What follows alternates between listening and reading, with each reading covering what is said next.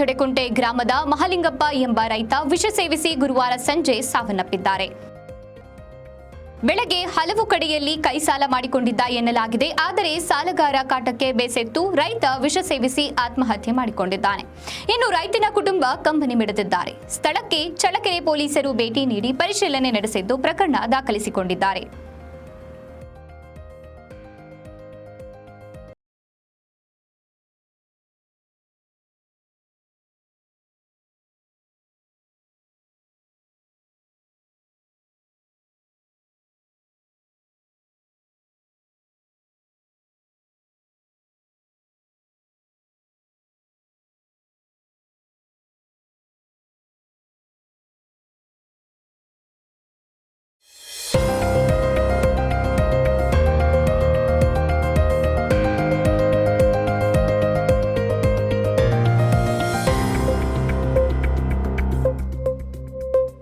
ಚಿತ್ರದುರ್ಗ ಜಿಲ್ಲೆಯ ಪೊಲೀಸ್ ಕವಾಯತು ಮೈದಾನದಲ್ಲಿ ಜಿಲ್ಲಾ ಗೃಹ ರಕ್ಷಕ ದಳದ ನೇಮಕಾತಿ ಪ್ರಕ್ರಿಯೆ ನಡೆದಿದ್ದು, ಪೊಲೀಸ್ ಅಧೀಕ್ಷಕರಾದ ರಂಜಿತ್ ಕುಮಾರ್ ಬಂಡಾರು ಐಪಿಎಸ್ ಅವರು ಹಾಗೂ ಜಿಲ್ಲಾ ಕಮಾಂಡೆಂಟ್ಗಳಾದ ಸಂಧ್ಯಾ ಸಿಕೆ ಅವರು ಹಾಗೂ ಇತರೆ ಪೊಲೀಸ್ ಮತ್ತು ಗೃಹ ರಕ್ಷಕ ದಳದ ಅಧಿಕಾರಿ ಮತ್ತು ಸಿಬ್ಬಂದಿಯವರು ಉಪಸ್ಥಿತರಿದ್ದರು.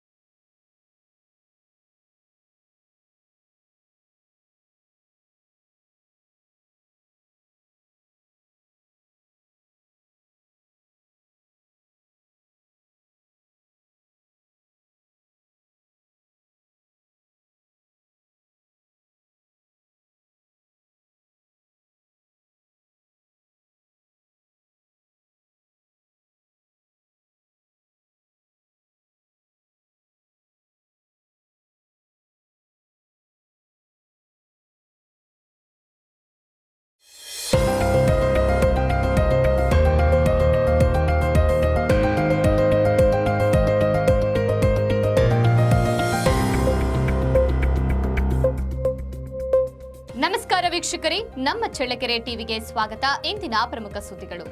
ವಾಸವಿ ಸಮಾಜದಿಂದ ಕಳೆದ 9 ದಿನಗಳಿಂದ ವಿವಿಧ ಕಾರ್ಯಕ್ರಮಗಳ ಮೂಲಕ ವಿಜಯದಶಮಿ ಆಚರಿಸುತ್ತಿರುವುದು ಸಂತಸ ತಂದಿದೆ ಎಂದು ಚಳ್ಳಕೆರೆ ವಿಧಾನಸಭಾ ಕ್ಷೇತ್ರ ಶಾಸಕ ಹಾಗೂ ಕರ್ನಾಟಕ ರಾಜ್ಯ ಸಣ್ಣ ಕೈಗಾರಿಕೆಗಳ ಅಭಿವೃದ್ಧಿ ನಿಗಮದ ಅಧ್ಯಕ್ಷರಾದ ಟಿ ರಘುಮೂರ್ತಿರವರು ಹೇಳಿದ್ದಾರೆ. ಅವರು ಚಳ್ಳಕೆರೆ ನಗರದಲ್ಲಿ ನೂತನ ವಾಸವಿ ವೃತ್ತದ ನಾಮಫಲಕದ ಶಂಕುಸ್ಥಾಪನಾ ಸಮಾರಂಭದಲ್ಲಿ ಪಾಲ್ಗೊಂಡು ಮಾತನಾಡಿದರು.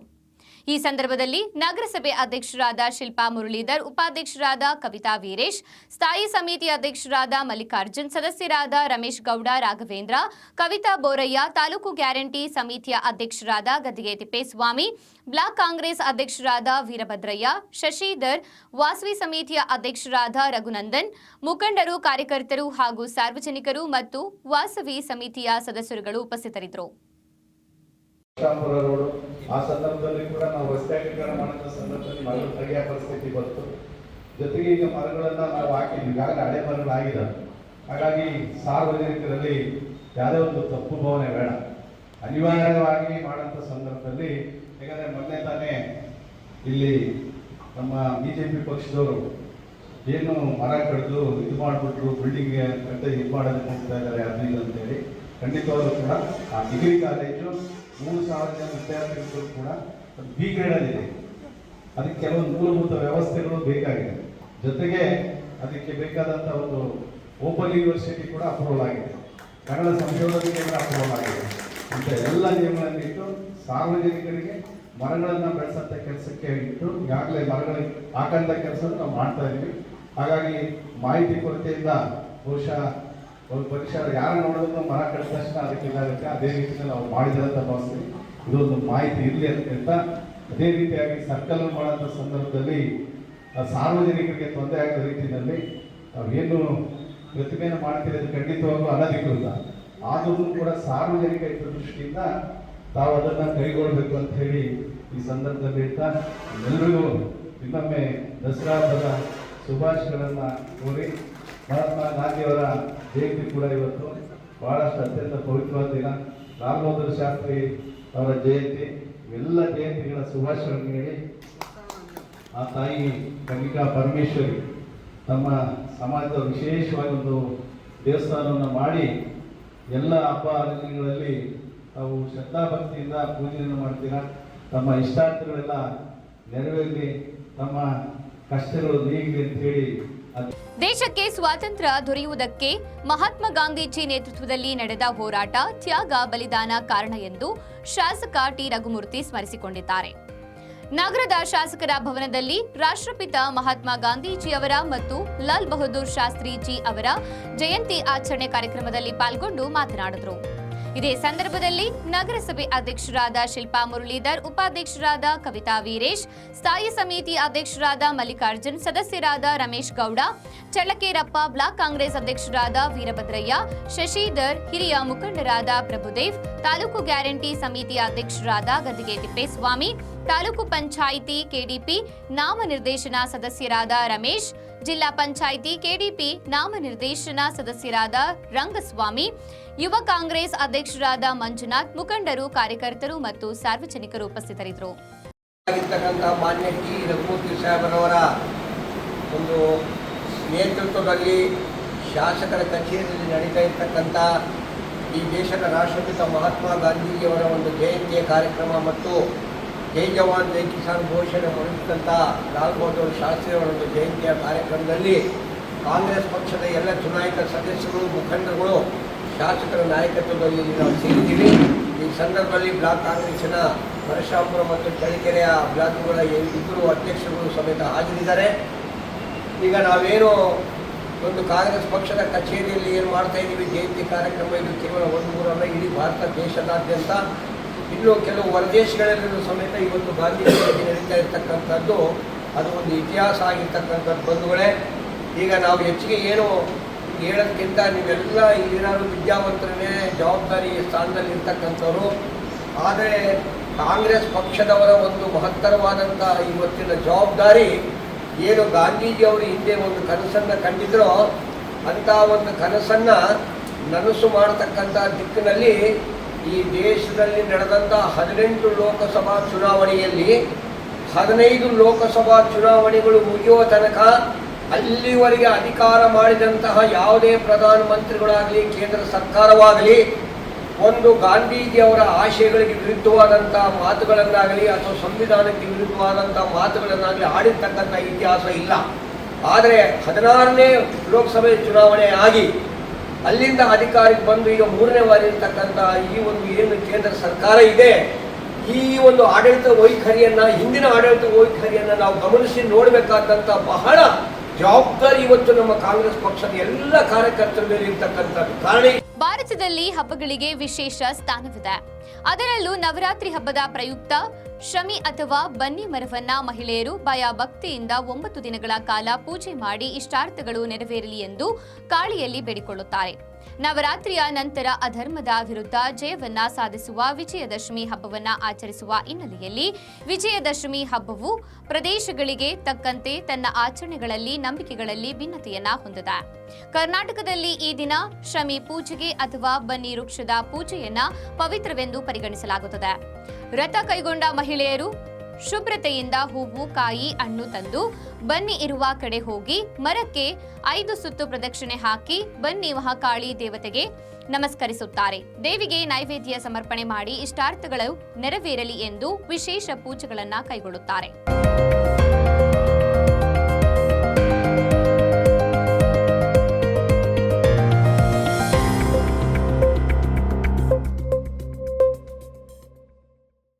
ಶಿವನಗರದ ಶ್ರೀಮತಿ ಜಿ ಯಶೋಧ ಪ್ರಕಾಶ್ ಅವರ ನೇತೃತ್ವದ ಶ್ರೀ ಶಾರದಾ ದೇವಿ ಸತ್ಸಂಗದ ಕೇಂದ್ರದಿಂದ ನವರಾತ್ರಿಯ ಪ್ರಯುಕ್ತ ಮನೆ ಮನೆಗಳಲ್ಲಿ ಸಾಮೂಹಿಕ ಶ್ರೀ ದೇವಿ ಸ್ತುತಿ ಪಾರಾಯಣ ಮತ್ತು ದೇವಿ ಭಜನೆಗಳ ಕಾರ್ಯಕ್ರಮವು ಸದ್ಭಕ್ತರಾದ ಶ್ರೀಮತಿ ವೀರಮ್ಮ ಬಸವರಾಜ್ ಅವರ ಶಿವನಗರದ ಶ್ರೀ ಬಸವೇಶ್ವರ ನಿವಾಸದಲ್ಲಿ ನಡೆಯಿತು. ಪಾರಾಯಣ ಸತ್ಸಂಗದಲ್ಲಿ Shrimati Veeramma Basavaraj, M Geetha Nagaraj, G Yashoda Prakash, Vijayalakshmi, Priyanka, Yathish, M Siddapura ಸೇರಿದಂತೆ ಸದ್ಭಕ್ತರು ಪಾಲ್ಗೊಂಡಿದ್ದರು.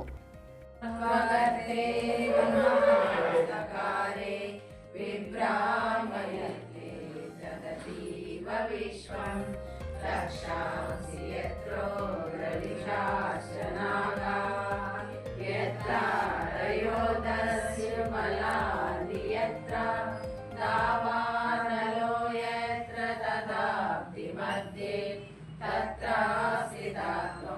परिपासि विश्वं विश्वेश्वरितं परिपासि विश्वं विश्वात्मिकाधारयसीति विश्वं विश्वेश्ववन्द्या भवति भवन्ति विश्वाश्रयामि त्वयि भक्तिनम्रा देवी प्रसीद परिपालय नो निर्भीते नित्यं यथा सुरवना अधुनैव सद्यः पापानि सर्वजगतां प्रशमं नयाशु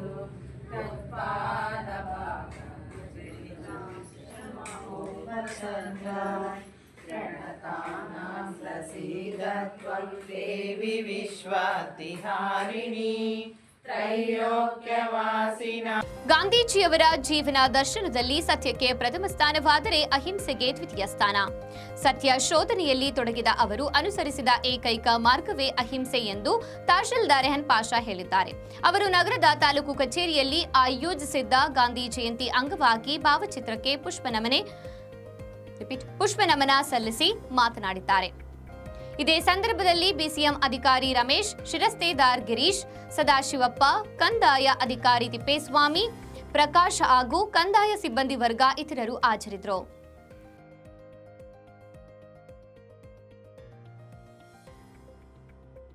ಮೊಳಕಾಲ್ಮೂರಿನ ಖಾಸಗಿ ಬಸ್ ನಿಲ್ದಾಣದಲ್ಲಿ ಬೇಕಾಬಿಟ್ಟಿಯಾಗಿ ವಾಹನಗಳನ್ನು ನಿಲ್ಲಿಸುತ್ತಿದ್ದ ವಾಹನ ಸವಾರರಿಗೆ ಪಿಎಸ್ಐ ಮಹೇಶ್ ಲಕ್ಷ್ಮಣ್ ಹೊಸಪೇಟೆ ಅವರು ಇಂದು ಬಿಸಿ ಮುಟ್ಟಿಸಿದ್ದಾರೆ.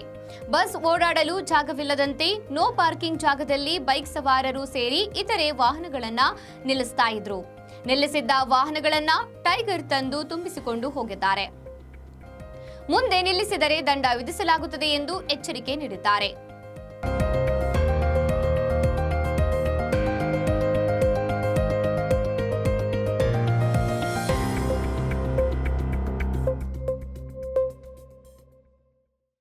ಕೋಟೆ ನೋಡಲು ಬಂದ ಪ್ರವಾಸಿ ಕಾಲು ಜಾರಿ ಬಿದ್ದು ಅವಾಂತರ.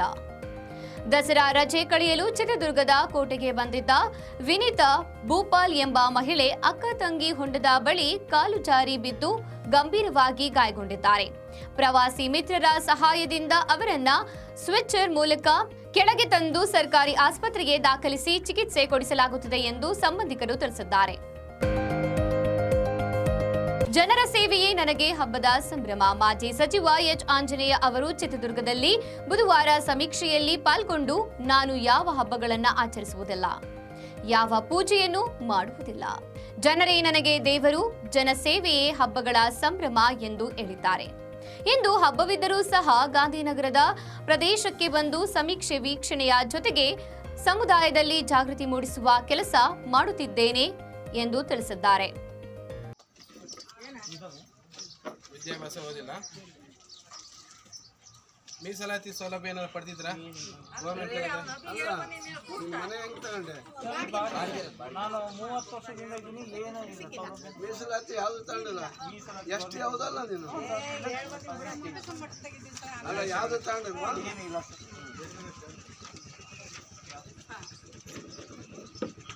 ಅದು ಯಾಕೆ ಬಂದಿದೆ? ಕೆಲಸ ಮಾಡ್ತಿದ್ರಿ ನಮ್ಮ ಏನು ಕೆಲಸ? ಸ್ವಂತ ವ್ಯವಹಾರ.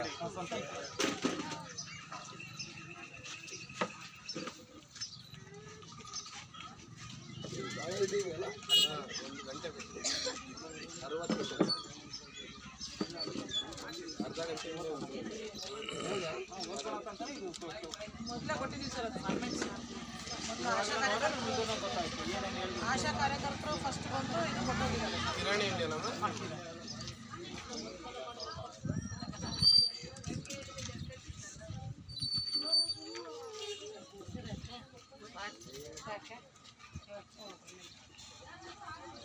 ಇದೆಲ್ಲ ಯಾಕೆ ಮಾಡ್ತಾರೆ ಗೊತ್ತಾ?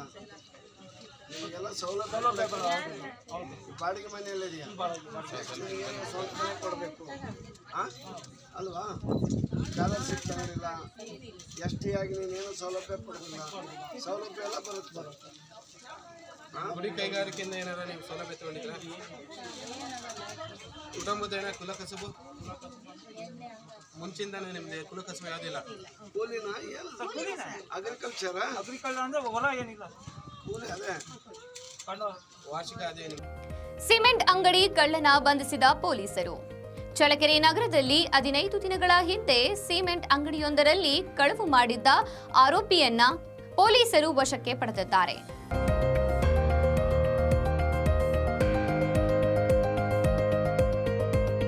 ಆಂಧ್ರ ಮೂಲದ ನಾಗರಾಜ್ ಎಂಬಾತನನ್ನ ಬಂಧಿಸಿ ಇಂದು ಅಂಗಡಿಗೆ ಕರೆತಂದು ಸ್ಥಳ ಮಹಾಜರು ನಡೆಸಿದ್ದಾರೆ. ಆರೋಪಿ ಕಳವು ಮಾಡಿದ್ದ ನಗದು ಹಣ ಮತ್ತು ಕಬ್ಬಿಣವನ್ನ ಪೊಲೀಸರು ಪತ್ತೆ ಹಚ್ಚಿದ್ದು ಆತನನ್ನು ನ್ಯಾಯಾಂಗ ಬಂಧನಕ್ಕೆ ಒಪ್ಪಿಸಲಾಗಿದೆ.